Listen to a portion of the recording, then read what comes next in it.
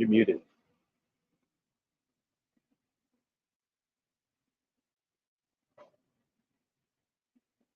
Can you hear me now? Yes. Okay. Just gonna keep fiddling.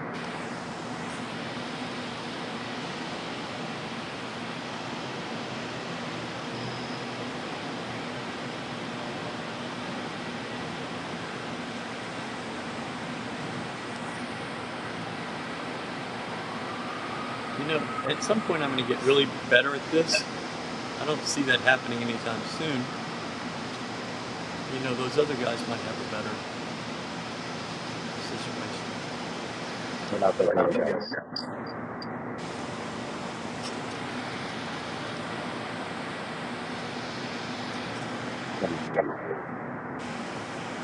I can put myself in.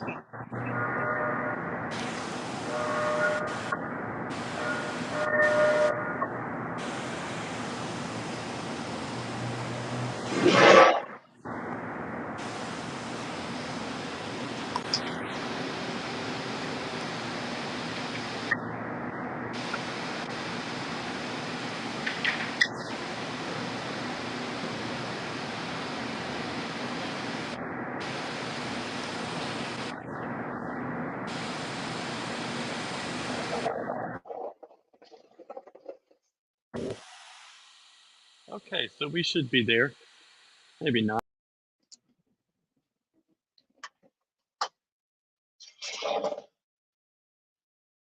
What's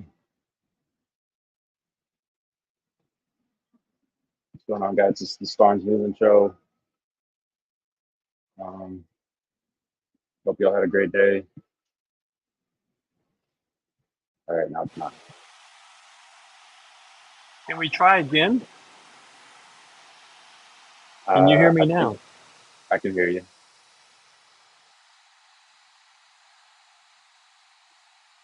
No, we're not this chicken shit. I promise.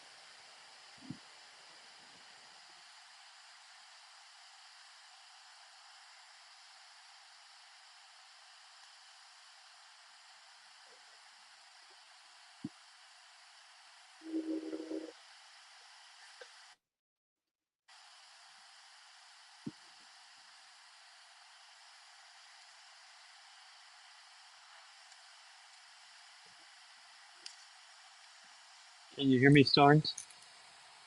Yes, I can, Because Ryan. I Can don't you hear think me? this is working for me. Can you hear me?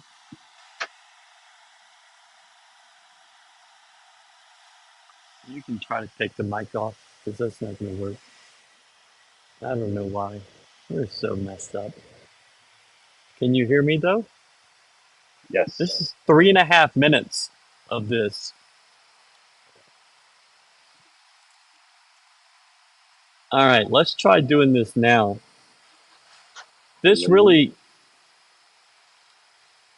could be for how this video is going or what you saw here tonight.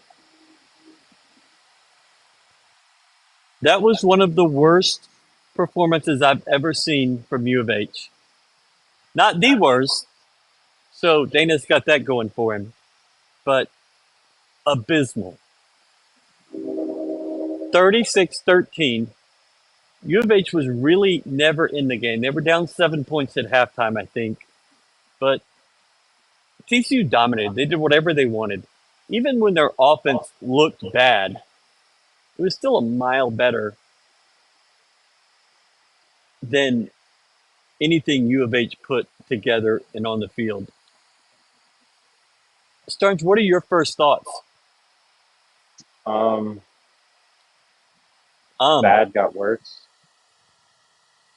It was pretty bad. It seemed like, you know, when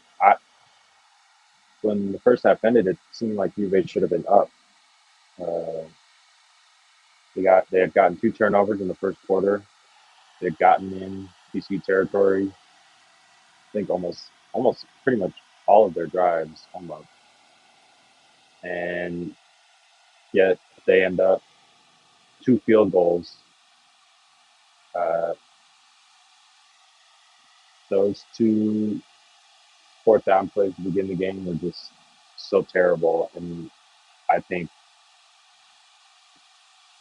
I think everybody sort of felt that the fact that they didn't get those, it was just like, well, that's going to cost them. That was their only shot to really, And it did. yeah, that was their only shot to really punch TCU in any sort of way and get them backpedaling, and they missed both those opportunities. As we hear some sirens down there. It's a U of H fight song. How about we play the video while the sirens are going off? Let's do this.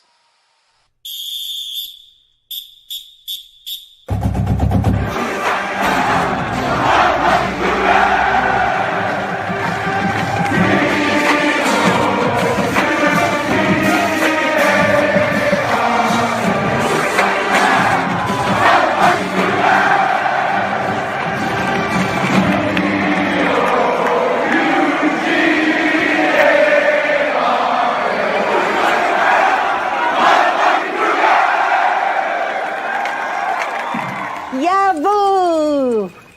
I'm Stuart Gus, official personal injury attorney of U of H Athletics. As you know, a great quarterback wins championships. If you've been injured in an auto accident, big or small, you can trust Gus to quarterback your case. Call 866-TRUST-GUS today. Principal Office, Houston, Texas. So 36-13, U of H does not score an offensive touchdown. Everyone watching this scored as many offensive touchdowns as U of H. I have not seen something this bad from this program offensively in a while.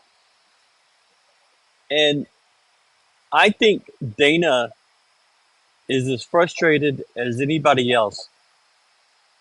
But it feels like he's only frustrated after the game. They're obviously not frustrated enough to do something about this. U of H had a team meeting this week on Tuesday afternoon. And then players, captains went to the coaches' show that night. I think if you're going to have a team meeting after a Saturday loss, you probably have it on Sunday.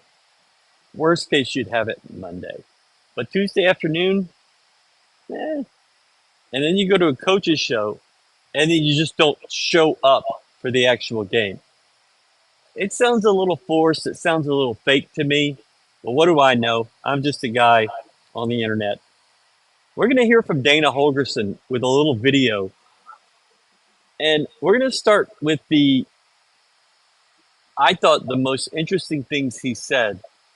Joseph Duarte asked, may you make changes? Back on offense, if it's execution, are you at a point where do you need to shake things up, or is there an ability? Good question. It's a good question. I'm not rolling it out. We'll talk Monday. Okay, let me study the video and have personnel discussions. And I mean, we're not too deep, so but we will discuss it as an offense. And as an offensive staff, do you feel like being on the same page, sort of knowing going in what you want to do? Is that does that work? I'm happy with what's on the sheet. I'm in every meeting. I'm happy with what's on the sheet. We got to execute the plays better. We got to execute the plays better. We have to make the plays better, and we got to keep coaching hard technique, coaching hard game plans, coaching hard, motivating guys to get out there and play better. That's a comment. So Dana's happy with all the play calls, the offense, everything. It's just the execution. This is what we've heard for 5 years. The play calls, the offense is fine. It's just the execution. But at some point, when the play calls are great every single time, and the execution is bad a lot of the time, maybe the play calls are wrong for the players that are on the field. Starnes? I don't think there's any explanation. It seems like this team and Dana, since he's been here, he wants the offense to be a ball control, run the ball, run the sort of run first offense, and it's never really. It was really only 2021 where they were sort of that. Um, Against the worst schedule in school history. That should yes, be noted. and so far this season, with a whole new set, with a whole new quarterback, bunch of new guys, it the offense that they say that they want. It's just you say you want to control the ball. I think they only barely controlled the ball against UTSA. Um, I don't remember what the stats were for the Rice game, but I don't think they were that great in terms of ball control. Today they only had 26 minutes of ball Yeah. control. They So ran the you're ball saying terribly. I'm trying to understand what you're saying. So you're saying if you run a ball control offense, you need to control the ball. Yeah, hot take. Notes. Going to the notes. So earlier this week, I was on XM radio talking with the Big 12 Today show in the afternoons. And one of the guys, I think it was Gabe Eichert, asked me, what does U of H do really well? And I said, they punt well. Like, that's what I think. If you had asked me what's the best thing U of H does, it's punting. And in 2019 and 2020, with Dane Roy, the best thing you did was punt. And now with Lane Wilkins, last year and this year, maybe the best two things you do is punt. And they asked me what the identity of this program is, and I can't tell you. And Brad Towns wrote two articles about that yesterday and today about the identity of this program. And today was game 50 of the Dana Holgerson regime. Game 50.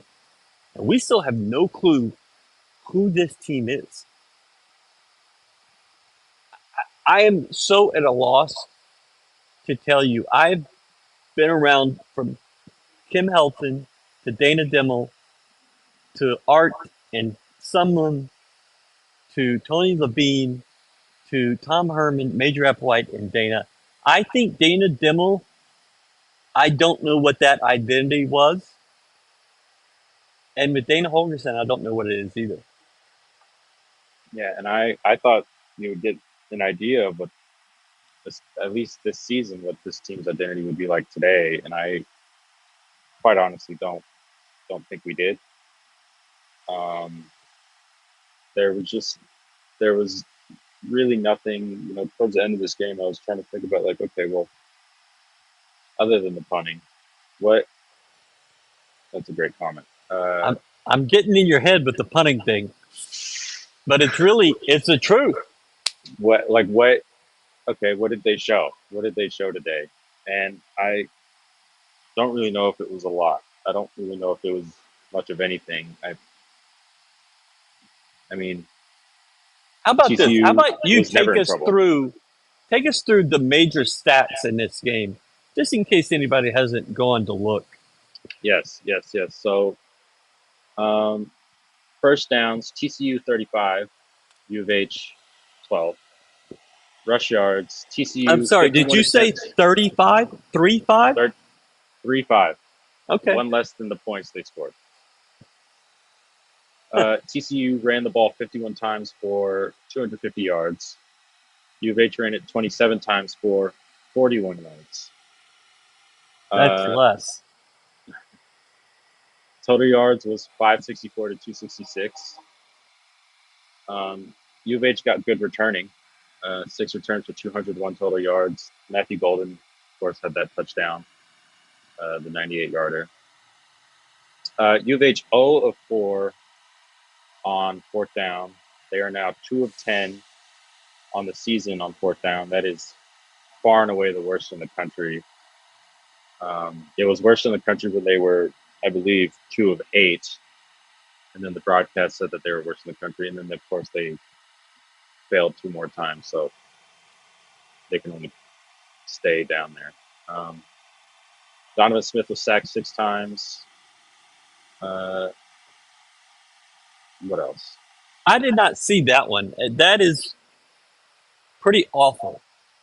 U of H only dropped back. I think they dropped back about 38 times in the game. Maybe it was less. Well, it would have been 41. And he was sacked 6 times. That's not good. And he ran for his life a little bit. Hi, Kyle Allen. Hello, John O'Corn.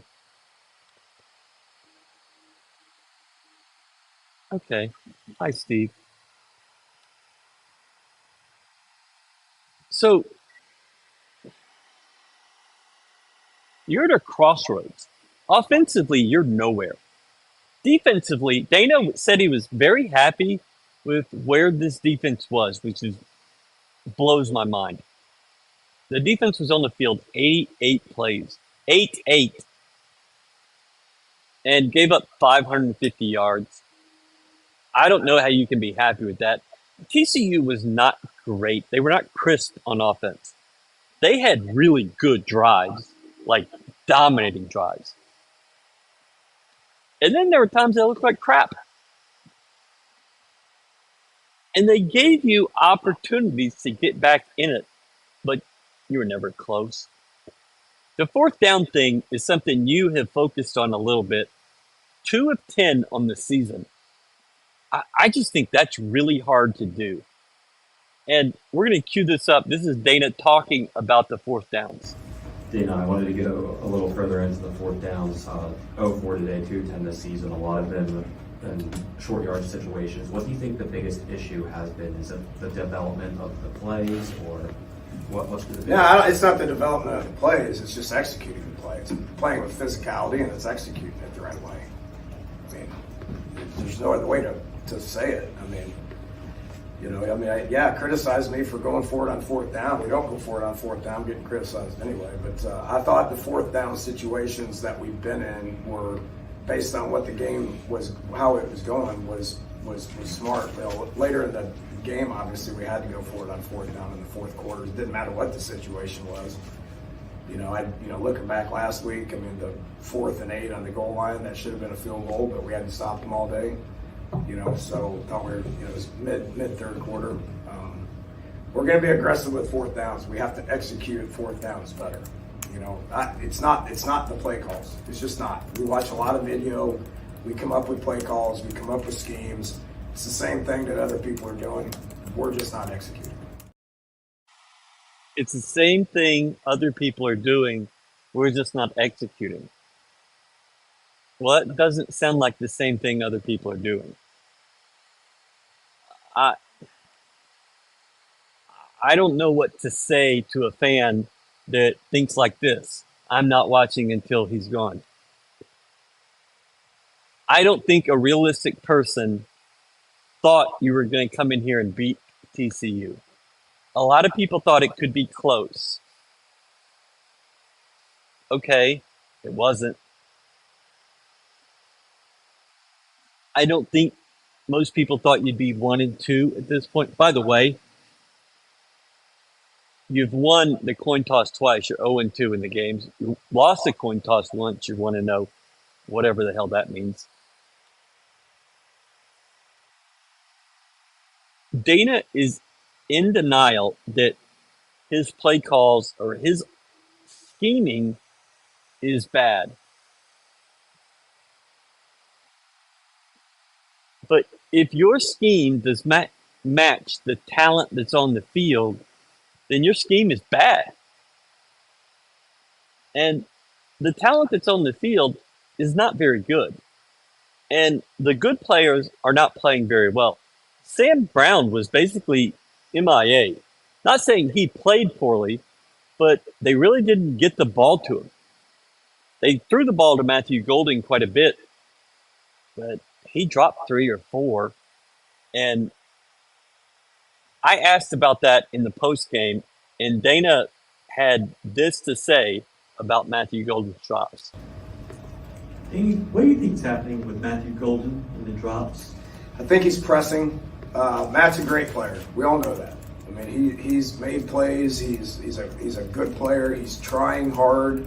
It's not practice habits. It's not effort. It's not attitude. It's not any of that. Okay, the dude wants to be so good, so bad that he presses. And there's a thing towards, and he has this. He just needs to calm down and let the game come to him. Okay, he feels like he needs to make every play. He feels like he can make every play. And so when you do that, you press, and that's what I see with drop balls. How do you calm down? Calm him down. How does he calm down? I mean, he's not a hothead. Okay, he's just very, very, very hard on himself. He's not a hothead. He's not an attitude guy. He's a determined, fightful young man, and he needs to not be so hard on himself, and he needs to relax. And we need to help him with that as coaches. We need to help him with that, and I need to do a better job of helping him with that. It means so much to him. He's such a great kid and competitor, and it bothers him when he doesn't make that play. I don't think anybody questions whether Matt Golden's a good guy. I mean, he comes off really well, but he's not the guy that everybody expected. He's not the guy that you saw last year, kind of in that secondary role. He struggled, and I think every ball today hit him in the hands. There was one that was not a perfect throw, but pretty much everything else hit him right in the hands. And whether I saw on one throw on the U of H sideline, he started to kind of turn and take off down the field before he secured the ball. But otherwise, he's just not been very good. Yeah, I don't think the receivers were that great today in general. Joseph Vanjek, I think, had at least one drop. Sam Brown really was only targeted towards the end. Yeah. And then the tight ends in this offense are, at least in the passing game, are pretty non-existent. Michael Laughlin caught a pass. They targeted the tight end 7 times tonight, according to the stats. I think it was more, to be honest. But 7 times. Sam Brown had 99 yards. And so when I say that he was kind of MIA, I don't mean in his effort or his production, but he's been your best player on offense. The whole offense should be built around him. And you're struggling at quarterback. You are not running the ball at all. The rush game is abysmal.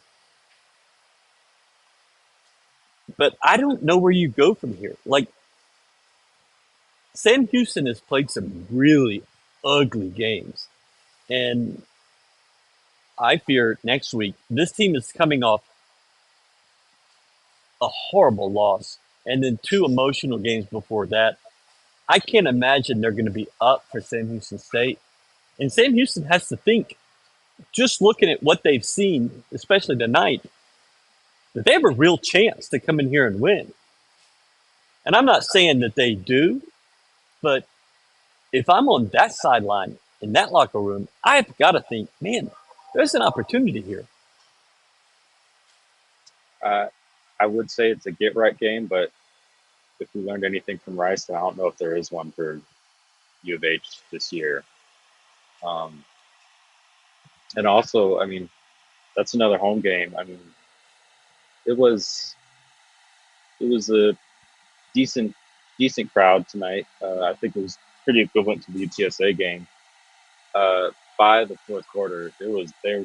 At least 2/3 of it was gone. There was some booing. Yeah, there really was. I can only imagine what the stadium is going to look like next Saturday against San Houston State. I'd be shocked if they get like 27,000, to be honest.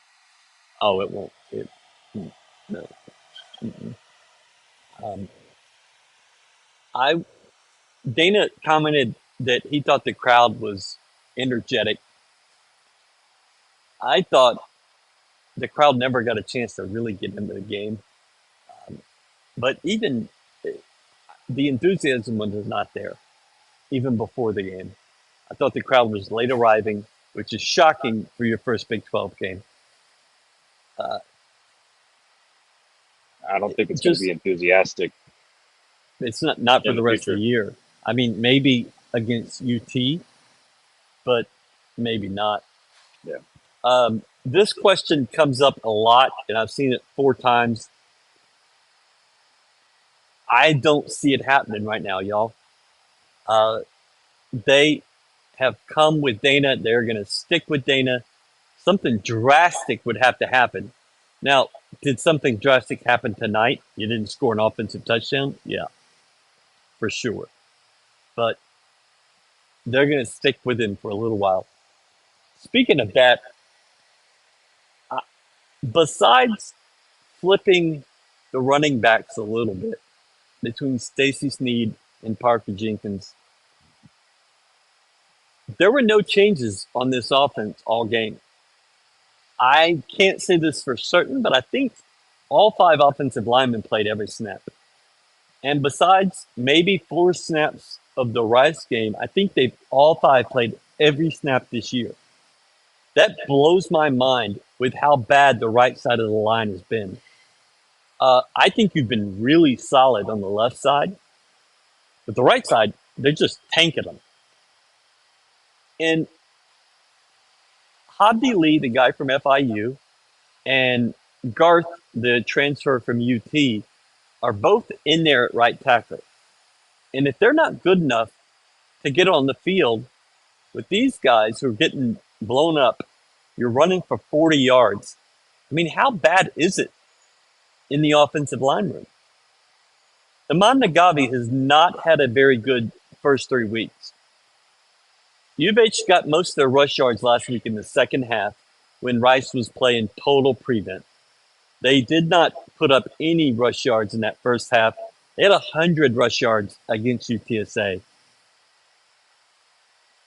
What you've done in the run game with a new run game coordinator, you got from Tulane. He was billed to be the guy that made that Tulane run game go. It hasn't been there. And you can't, I'm not saying you give up on it now, but spring, summer, fall camp, 3 games into the season, you're nowhere. I don't know. I don't know where they can go on offense if they can't run this ball, which obviously they haven't, because it doesn't seem they don't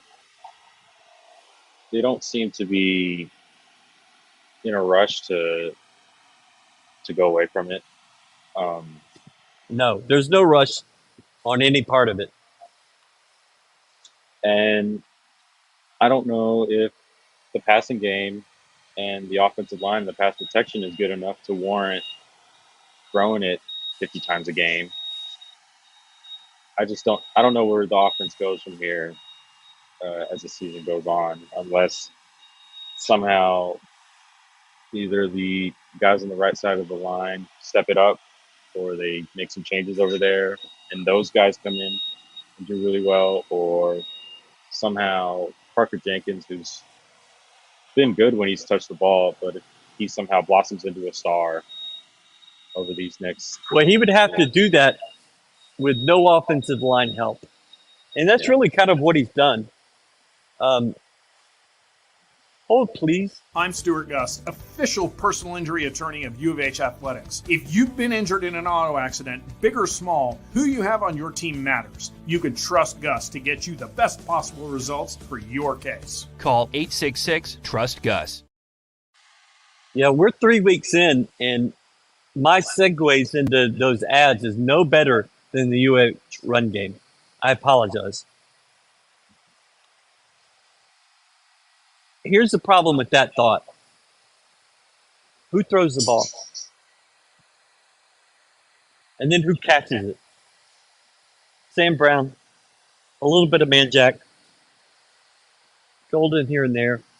The two receivers you got out of the transfer portal really haven't shown you anything. Hello, she's there. Clayton Tune's not coming through that door. Clayton Tune is not coming through that door, but Clayton Tune lost to this same defense last year in the Tulsa game. Their DC Gillespie came from Tulsa before last year, but they ran the same defense. Tulsa ran that defense. TCU ran that defense. And in each opportunity, they rushed 3 and dropped 8. If you can make U of H look that bad when you only rush 3, whew, I don't know what to say about it, but it's bad. I agree with that. I don't think you're doing the things you can to get them the opportunities they need. If you ran the ball outside the tackles, if you got outside, if you threw short passes wide, well, the defense would have to respect that. They're not respecting it. And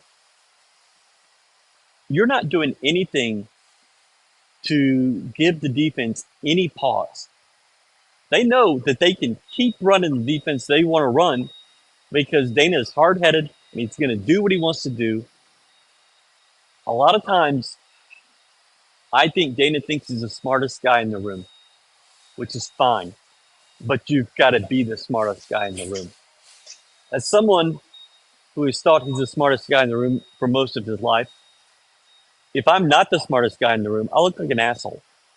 And that's kind of what Dana's looking like with what's happening with this team right now. TCU scored, or excuse me, TSU scored on Rice in the first half tonight, just FYI.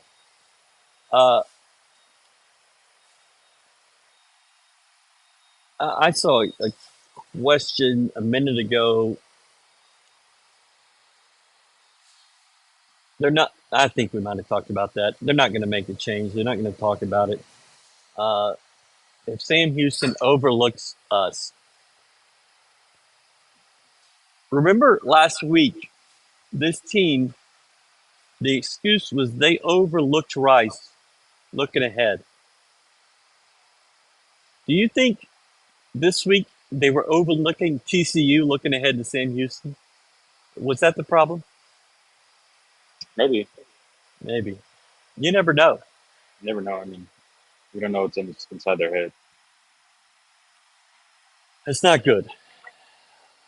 I don't know if this is what you're going to see the rest of the year.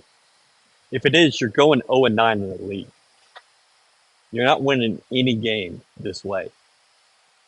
I don't know what you have to do if you're going to make a change on the offensive line at quarterback. Something has to change. And we haven't talked about the defense really because Daniel was happy with them. But 88 plays and 550 yards is not going to cut it. And TCU was not in harmony. They were not playing well. And if you come up against a team that is playing well and is getting it done, it's going to They be ran ugly. it 51 times. They probably could have ran it every play. I don't know Close to why every they play. threw it, except for they threw it really well. At halftime, they had gotten 10 receivers into the game. I don't know what they ended up with, but they may have had more receivers catch a ball than U of H had defenders tackle. 3, 6, 9. It looks like it was still 10. They had 8 or 9 guys run the ball. It's They one had thing to just pound you with 2 or 3 receivers and 1 running back, but they just kept bringing in fresh bodies. James, the sports editor before me, uh, told Well, pointed out to technically, me I that was a sports editor before you. yeah, uh, 3 TCU rushers had more rushing yards than U of H as a team. Amani Bailey, Chandler Morris, and Trey Sanders all had over 41 rushing yards. Amani Bailey had 126, so he tripled U of H is a team there, if my math is right. Sounds like it. All right, let's jump into our questions since we're well into this. I've got some for you. Dana talked about perhaps making some changes and talking about them Monday with the press at his 11 a.m. press conference. Do you think he make any changes or announces any changes by Monday? No, Yeah, me either. I don't. Okay, that was the worst question ever because we just both can just say no. No, I don't. I wouldn't. I mean, I definitely wouldn't predict them changing at quarterback. If they end up changing something on the offensive line, I wouldn't expect them to announce it on Monday. I don't I agree with that. see much changing going into Sam Houston State. If I think the only way I see change happening is if Sam Houston State starts going really bad, and they have to. And We might do this show during the game if that happens. We could just break all the rules, yeah, but we're not going to do that. Don't worry. All right, what you got? well, I had some. We had sort of addressed them as the pod went on, but one was, could this have been worse? Yes. Yes. TCU threw 2 interceptions. One I know that was down near the end zone. I don't remember the other one. Or threw an interception and had a fumble. I don't know. Fumble first and an interception. And I think they went for it on 4th down and didn't make it. I mean, it could have been worse. They weren't crisp. They struggled. And I had people before the game tell me that they'd score in the low 40s and U of H would score in the low 30s. And I thought, how? If I'm right, U of H has scored 58 points in regulation in 3 games. That's 19 points a game. And 7 of those tonight came from special teams. And I believe most of the points have been scored on a field of 50 yards or less. They're not going 80 or 90 yards. And so you're scoring on these short fields. When a team puts you back, you're not scoring. TCU punted from like the 40-yard line. Maybe it was the 35. Because they knew that U of H could score from that 35 or 40 if they didn't get the 4th down. But if you put them back, they're not doing it. And yeah, they didn't. They didn't come close. They were near the red zone, and you were saying maybe they would punt it here. I thought they'd punt from the 20. Safe. What, you could take the 3 points, but if you get the safety and get the ball back, that's worth more. And so I thought it was possible. They just said, no, thank you for the field goal, punt it from the 20, see if they the answer to this is yes. It could last as long as he wanted, but it lasts 15 minutes. QB is the problem. You should attend more games because you like tailgating with your friends and paying $8 for Red Bull in the concession stand. And U of H needs the money. Let's be real. Please come. My next question for you.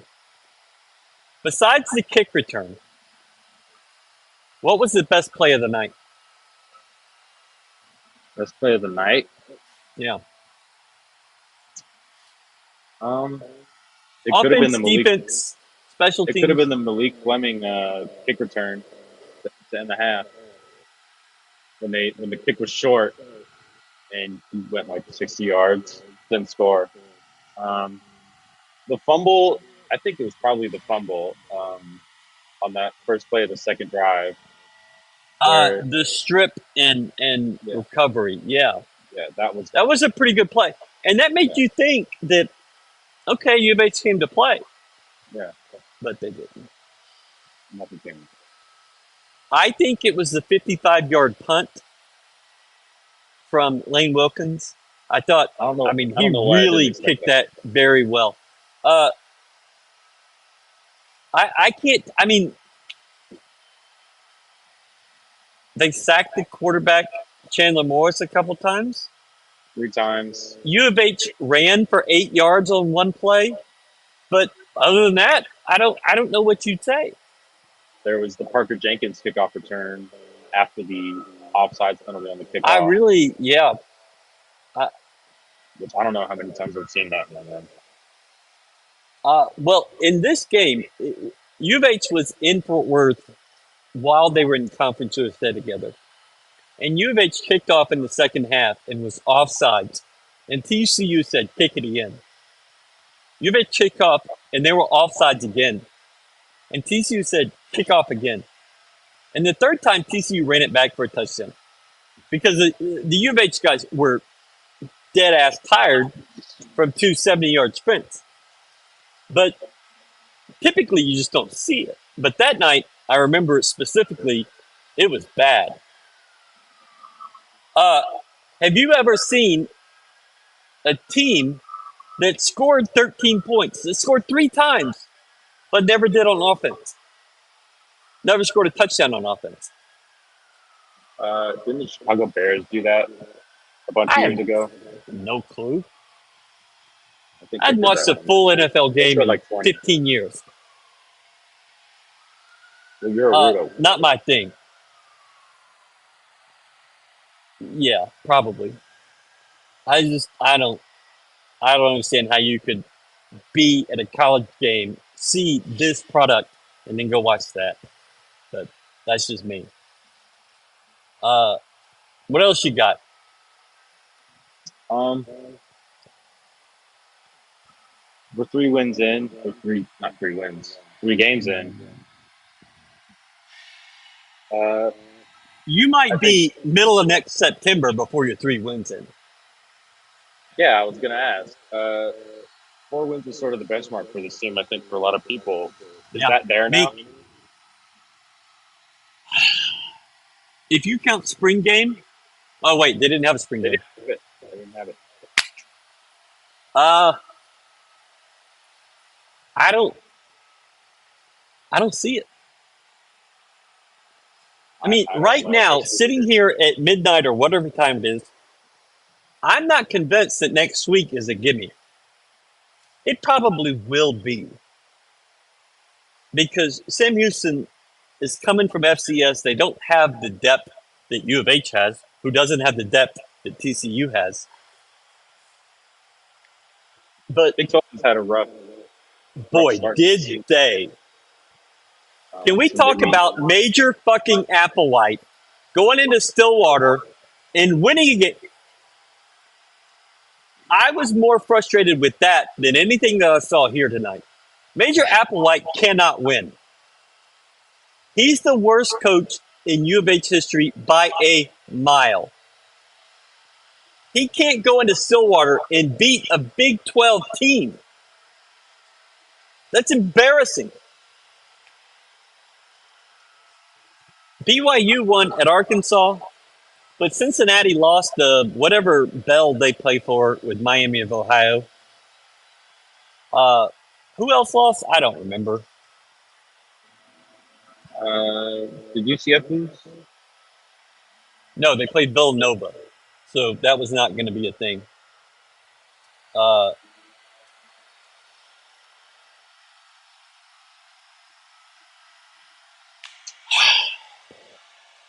I don't know. Did the Rockets ever trade Porter? Uh, Did that no, ever happen? I don't think they're gonna. I don't think no one wants him. So they're Well, probably just probably gonna wait. not.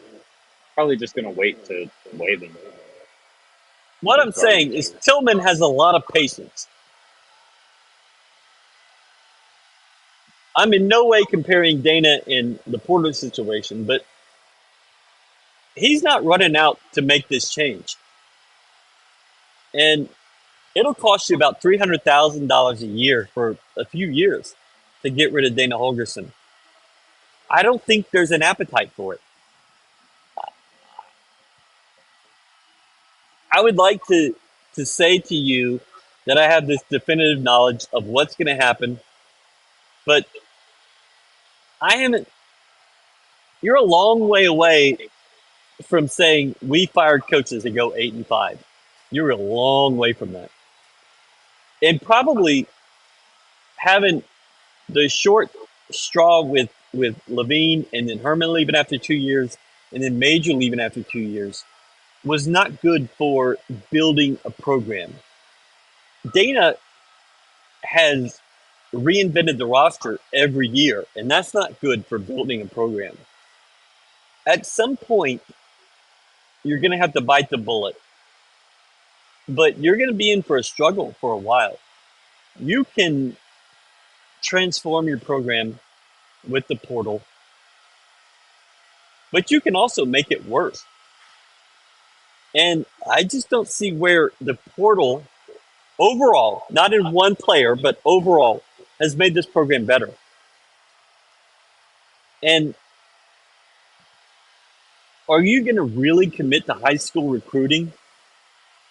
Because you have it, and you've got a lot of JUCOs starting on this defense, and a lot of portal guys. Dana would never say that. He might have to go to the bathroom, but he's not saying hold my beer.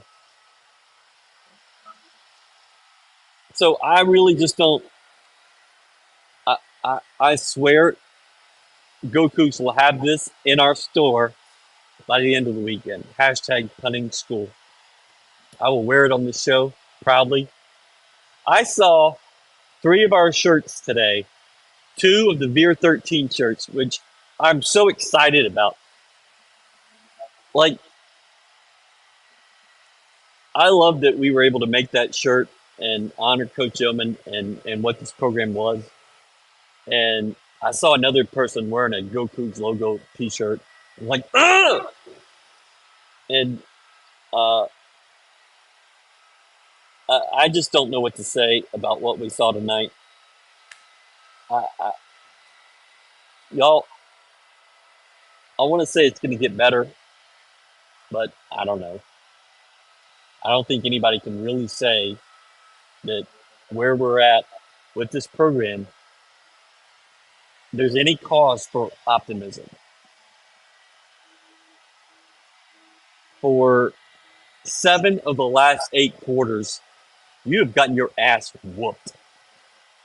You had 1 good quarter against Rice. You won the UTSA game, but did you really play well? I don't know where you hang your hat right now. Do you have anything? Not really. I don't know. I've been waiting to use that one. Yeah, I don't know how you look at how the season has gone, and how you look at this team, and be really positive going forward about really any of these Big 12 games coming up, other than maybe like West Virginia. But even then, I don't know. You said it. We're going to have lots of words on GoCooks.com this week. You're probably not going to want to read any of them because none of them are going to be very nice about the state of the program. We'll do talking about them Cougars. We'll do all kind of other things. But the week is not going to be pretty. The enthusiasm going into Sam Houston is going to be the worst it's ever been. My 2 nieces are coming Saturday night, and I'm really excited for that. But the rest of it, I don't know.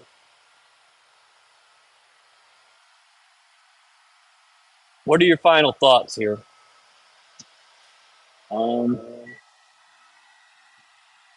Don't overlook the Bearcats. They're the Bearcats, right? Happened twice now. Made a good point.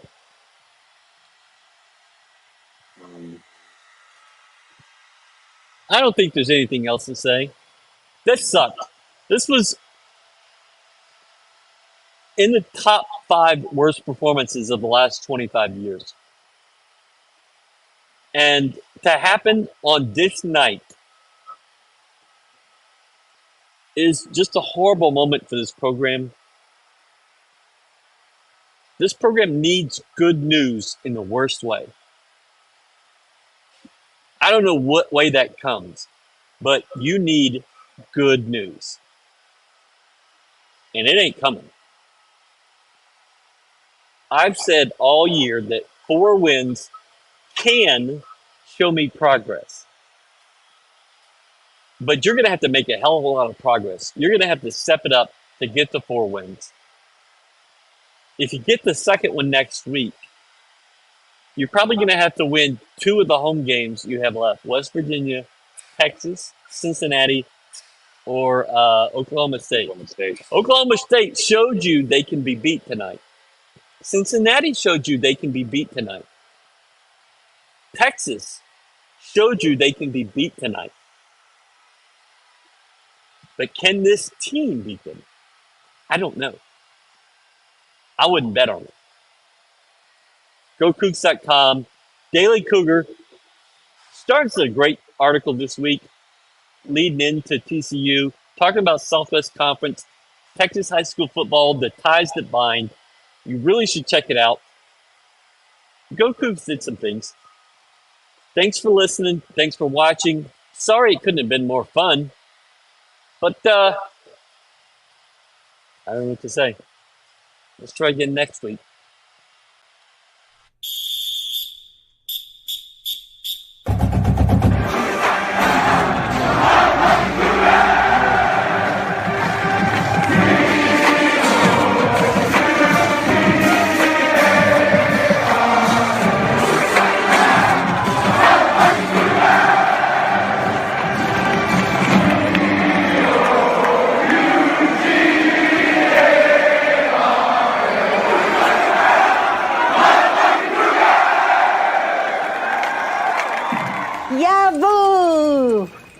I'm Stuart Gus, official personal injury attorney of U of H Athletics. As you know, a great quarterback wins championships. If you've been injured in an auto accident, big or small, you can trust Gus to quarterback your case. Call 866-TRUST-GUS today. Principal Office, Houston, Texas.